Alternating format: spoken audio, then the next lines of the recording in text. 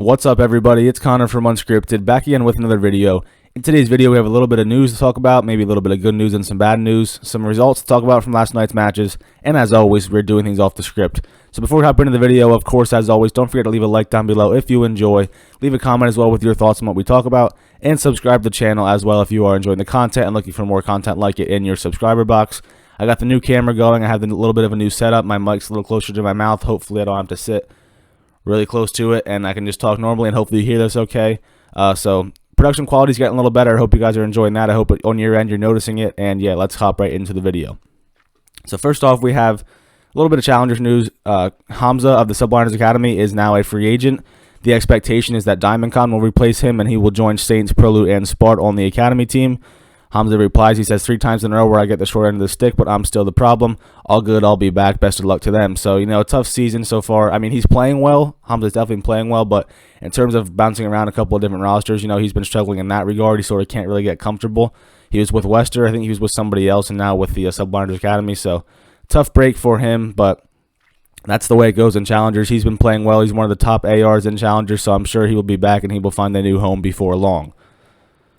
Moving along, we have some news that I think is good news. We have the Stage 3 Major will be moving to a 4-day schedule instead of 5. There will be 4 matches on Thursday and Friday, 5 on Saturday, and then 3 on Sunday. So that's awesome. I'm really happy to see that. And each day will end with a winner's bracket match as well, which means they won't have that stupid Wednesday where there's like 2 losers bracket matches and that's it. That was like the worst day of the Major.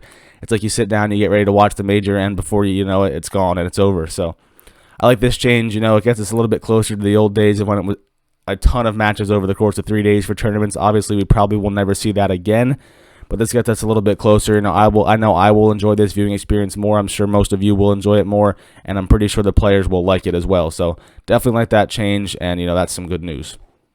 And finally, more good news: the Stage 4 Major will officially be on LAN. There will not be fans, though, but that is what it is. It will be held in Dallas, which is not a surprise. With most of the players playing in Dallas, I think it makes the most sense to have it in Dallas, just in terms of limiting travel and trying to be as safe as possible. So no fans, that stinks. I mean, I'm sure obviously fans want to be there. Players want fans there, but at the end of the day, I think players more than anything just want to be able to play on LAN. I think they hate playing online, so even if they have to play in front of no crowd, they will definitely do it in terms to, you know, not be able to play online. So it stinks, but I'm sure we'll have fans back at some point, hopefully this year. I also wonder, you know, since it's just a Stage 4 Major, I wonder if maybe Stage 5 league matches, group matches, will be on LAN, or if they will be online as well. Maybe they will just do the 2 remaining Majors and Champs. I'm not sure, but regardless, any LAN is better than no LAN, so we will take it and we will enjoy it. Now, finally, moving on to matches, we have the first one, or the second one of the day, but the one I wanted to talk about most. We have the New York Subliners pretty well smoking OpTic Chicago 3-1. HyDra, I mean, he's going absolutely insane since he's been in the league. He is a 1.58 KD in this series, led the lobby in damage by 1,300 damage or so. You know, he played really well. Clay, he played pretty poorly throughout the first 3 maps, but then he did play pretty well on map 4 to help them close it out. Made a big flank 2-piece on OpTic's rotation, back to P3 to pretty much seal the deal for New York, so good stuff there. On the OpTic side of things, I mean, I love Scump. He's my favorite player in the league, my second favorite player of all time. But at this point in his career, if he is the best player on a team, that team is probably not going to be that good. And that's sort of what we're seeing right now. I think the past couple of series, Scump probably has been OpTic's best player, and you see what the results are. He's just not at that point anymore where he should be the best player. Envoy really struggling this year. He is probably right now the weakest player on OpTic. Bad series from Dasher. He didn't play well. Like, at least Envoy, he played really well in the control. That was a really good map for him. He went like 28 and 19, I think. So at least he did something, helped them get that one map win they got.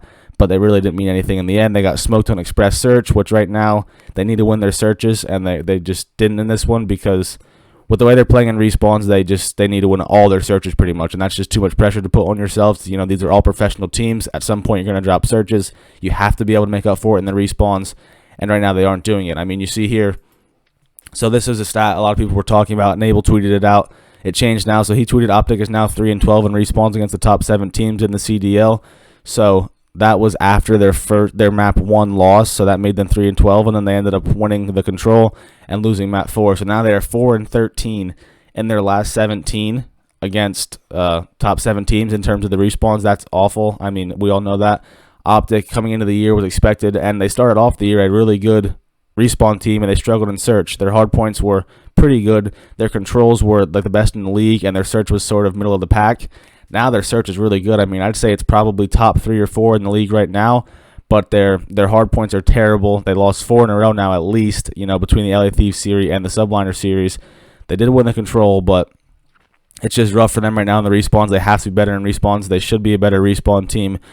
I don't know if it's Envoy struggling to make the plays in 4v4. I don't know if it's Dashy being inconsistent. I don't know what it is, formal inconsistent, but somebody's got to step up. They have to figure things out because, they're in a good spot where they're pretty much guaranteed to qualify for champs. I'm pretty sure they probably are guaranteed, but right now they really don't scare anybody. That's the way it is. The whole fear of the green wall factor is kind of over right now. They just aren't playing that well. These teams are getting better, and they are not. HyDra comes in, makes New York better instantly.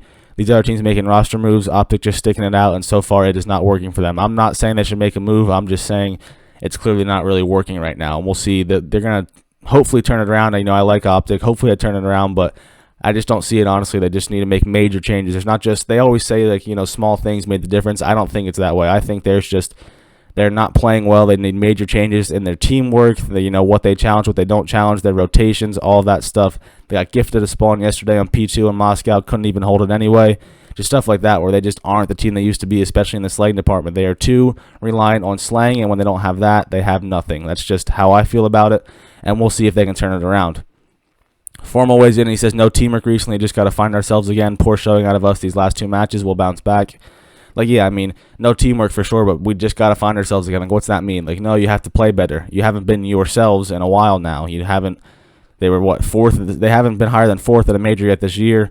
They haven't beaten the top teams, really. They've struggled against all top teams. They're now, at least, they're 1-2 against New York from what I can remember. Maybe they played them more. They beat Dallas once, haven't beat FaZe yet, so they got to beat these top teams. They haven't been able to do it, and they're going to need to do it if they want to win anything this year, whether it be a major or champs. So I just don't like how they always seem to have just the little things that went wrong. They know there's a lot of things going wrong and a lot of big things, and you guys are getting smoked, and it's time to figure it out. But anyway, that's just my little rant. Moving along to the first match of the day yesterday, Minnesota versus LA Gorillas. They came out and they won 3-2. Priesta, he had a big Game 5. He went 17-4 in Miami to close out the series. Stanley had a big series as well with the 1.3. Silly, as you see, still struggling on that SMG role. I do not like him on that role. I don't know why they ever made that move. They did, and it's really not worked out so far. Chino's played fine. That's not the part of the move I have the problem with. The problem is, Silly on the SMG just is not working. So I think LAG took the first search 6-5. I think Attach got teammated again in round 11. That's like a theme now for Minnesota in round 11s with teammating somebody.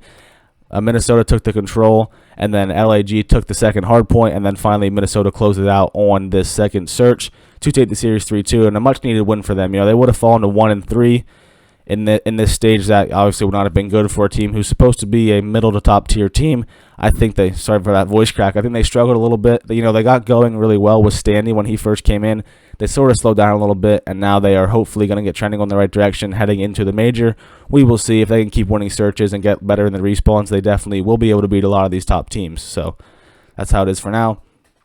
Accuracy says, my teammates are nasty for getting me through Ramadan. That's really impressive for him to be able to play competitive Call of Duty at all while fasting and, not having any food. I can't imagine sitting there and just being very, very hungry trying to play these intense matches, going Game 5, round 10, and you just, all you can think about is being hungry. So that's impressive from him for sure. Shout out to him. He didn't play that well in this series, but what can you expect of him? I guess based on this tweet, I'd say Ramadan, I guess, is over now. I'm not sure. I have no idea. Just based on this tweet, that's what it seems like. But if it's not, hopefully he can just keep on keeping on and get through it. I mean, that's impressive stuff from him, and definitely respect for that. We have Stanley as the player of the match in this one. It could have been him. It could have been Priesta. Both of them played really well. Stanley with the 1.3 KD in the series. He has been phenomenal. I think when he's playing at his best, he is their best player. I do think Attach is their most consistent player. But Stanley, when he's on, he's firing on all cylinders. He is really solid. And, he has definitely made major differences on this team. And they've been showing, for sure. And finally, we have tonight's schedule. So Dallas Empire will make their debut in this series, in their home series against the Florida Mutineers. But first, it will be Atlanta FaZe versus Seattle Surge. Pretty tough debut for Decimate having to go up against the Tiny Tears. But him and Prestini will be they'll play fast, they'll play aggressive, and they will try to match the power of the Tiny Terrors, and we will see how it goes. So I unfortunately will not be able to make a video about these matches. I actually have my college graduation tomorrow. I do have a video scheduled for tomorrow that's not about any of the CDL matches, so be on the lookout for that. But no video on this one. I'll be back Sunday to talk about maybe Saturday's matches. We will see. But that's going to wrap up this video. If you enjoyed it, don't forget to leave a like down below. Leave a comment as well with your thoughts on what we talked about. And subscribe to the channel as always if you enjoyed the content. So I hope you enjoyed the video. I hope you have a good day. And I'll talk to you guys in the next video.